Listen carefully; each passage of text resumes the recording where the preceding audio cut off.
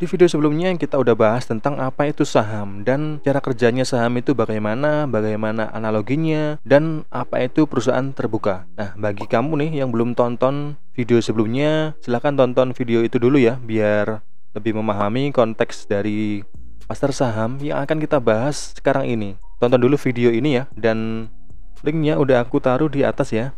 Nah, jika kamu udah paham apa itu saham dan perusahaan terbuka, nah pastinya kamu muncul pertanyaan nih di dalam pikiran teman-teman, di mana sih saya bisa membeli saham-saham dari perusahaan terbuka itu dan caranya bagaimana? Dan mari kita bahas di video ini. Nah, sebelumnya kamu harus tahu nih, apa itu pasar modal. Nah, apa sih pasar modal itu? Simpelnya, pasar modal itu adalah tempat untuk mempertemukan penjual dan pembeli. Dalam hal ini adalah saham atau lembaran-lembaran saham dari perusahaan terbuka yang diperjualbelikan. Pasar modal atau bursa saham ini kita ibaratin seperti ketika kamu lagi mau beli barang nih. Pastinya kamu kan beli ke pasar atau ke supermarket. Nah, kamu mau beli barang apapun ada di pasar atau supermarket itu ya. Nah, kalau di pasar itu ada kebutuhan sehari-hari kita, ada barang-barang untuk kebutuhan sehari-hari kita. Nah, kalau di pasar saham ini yang dijual itu adalah lembaran-lembaran saham dari perusahaan terbuka. Jadi ada banyak lembaran-lembaran, alias ini adalah lembaran kepemilikan terhadap suatu perusahaan ya. Jadi ini bukan hanya kertas kosong ya, yang nggak ada artinya. Ini adalah kepemilikan dari sebuah perusahaan. Nah, perusahaannya itu emang benar-benar ada dan beroperasi. Nah, di Indonesia ini, pasar saham ini ada di Bursa Efek Indonesia atau BEI. Dan di Bursa Efek Indonesia ini nggak cuma saham yang dijual, tapi ada surat berharga seperti obligasi atau sukuk dan instrumen lain. Nah, jadi gampangnya seperti itu ya. Itu analogi sederhana tentang pasar modal.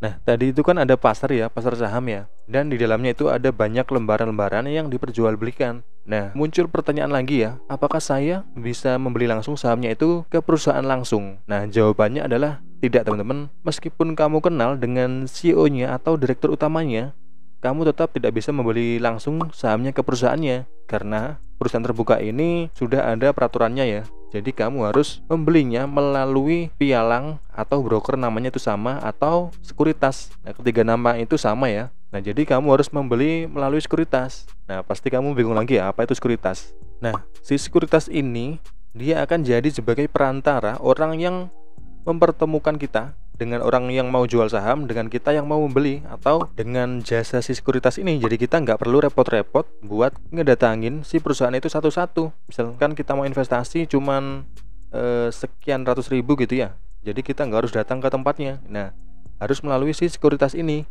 Nah, dan si sekuritas ini akan nge-charge kita dengan fee. Ada namanya fee jual dan fee beli. Nah, kalau fee beli itu sekitar 0,15%, sedangkan kalau fee jualnya itu sekitar 0,25%. Tiap sekuritas beda-beda ya, cuman range fee-nya itu sekitar segitu, hampir sama. Nah, kalau kamu mau nabung uang, pastinya kan kamu buka rekening bank ya, dan taruh uangnya itu di bank. Nah, sedangkan kalau kita nih mau nabung saham, ini kita buka rekeningnya rekening saham atau sekuritas saham.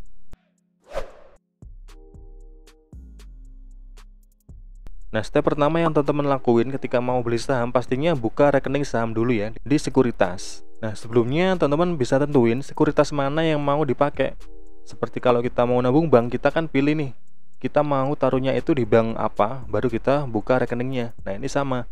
Nah, di Indonesia ini ada banyak banget sekuritas saham seperti Mandiri Sekuritas, Mirai Sekuritas, ada Stockbit atau Bibit, ada Ajaib, ada Indo Premier, dan yang lain-lain. Ada banyak banget sekuritas, tinggal pilih salah satu aja. Jadi kamu gak harus buka di semua sekuritas ya, karena satu sekuritas itu hampir sama, cuman yang beda cuman di fee jualnya itu dan fee belinya itu, dan di tampilan aplikasinya. Ada yang simple, ada yang kompleks gitu, tinggal sesuai dengan selera teman-teman. Dan pastinya teman-teman selalu cek ya, aplikasi pilihan kamu itu harus terdaftar dan diawasi oleh OJK. Dan di setiap sekuritas pasti nanti ada aplikasi mobile-nya. Jadi kita install di HP kita masing-masing, sama persis seperti kita bertransaksi di mobile banking. Nah, untuk step daftar pembukaan akun rekening saham ini caranya seperti kita membuka rekening pada bank pada umumnya, hampir sama.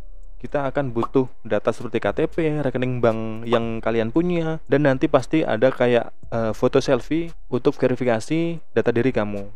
Nah, setelah berhasil daftar nih, nanti kamu otomatis akan dapat satu rekening bank lagi yang dibuatin secara otomatis ketika kamu daftar di Sekuritas.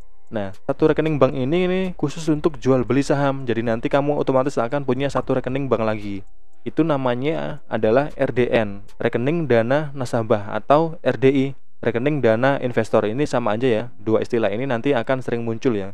Nah, nanti kamu akan dapat nomor rekeningnya itu. Jadi ketika kamu mau top up atau deposit, nanti tinggal ditransfer ke nomor rekening RDN itu. Nah, apakah jika saya udah punya rekening bank, saya bisa pakai rekening bank yang sudah saya punya? Jawabannya tidak, karena rekening RDN ini adalah rekening bank khusus jual beli saham. Jadi rekening ini otomatis dibuat ketika kamu daftar di akun Sekuritas, dan tidak bisa kamu pakai transaksi seperti biasa ketika kamu beli online di Topet, di Shopee, kayak gitu nggak bisa. Ini khusus untuk jual beli saham. Nah, dan berapa minimal biaya buat kita ngebuka rekening di Sekuritas? Biasanya di setiap sekuritas itu biayanya bisa berbeda. Nah, kalau dulu minimal pembukaan rekeningnya itu ada yang 600.000, ada yang 1 juta, ada yang bahkan 10 juta. Tetapi sekarang ini banyak sekuritas yang udah nggak ada minimal setoran awalnya atau deposit. Nah, meskipun ada deposit uang, nanti uangnya itu nggak akan hilang ya. Uangnya itu nanti otomatis akan masuk ke rekening RDN kamu atas nama kamu sendiri, dan bisa buat beli saham pertama kamu. Dan kamu udah sah jadi seorang investor. Mantap kan?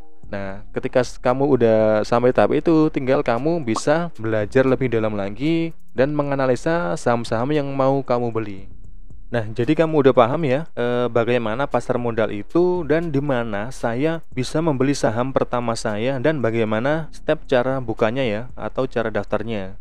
Dan jika teman-teman suka video ini, silahkan di like dan jangan lupa di subscribe ya, agar kamu nggak ketinggalan tentang informasi mengenai dunia investasi dan keuangan, agar kita bisa meningkatkan literasi keuangan dan investasi di Indonesia tercinta ini. Dan terima kasih telah menonton, sampai jumpa teman-teman, dan terima kasih.